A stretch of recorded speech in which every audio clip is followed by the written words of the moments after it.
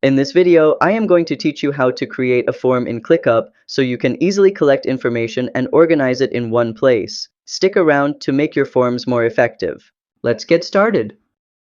Go to clickup.com and sign into your account. Make sure your workspace is set up properly before starting. On the left side, you can see Forms. Go to it and click the plus button next to it. This will open the form creation menu.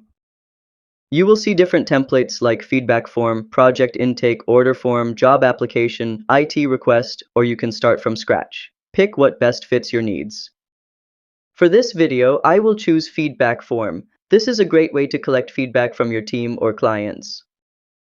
Next, click a project where you want to save your form. This makes it easier to manage the responses.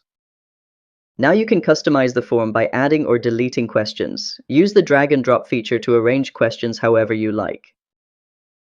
And that's how to create a form on ClickUp.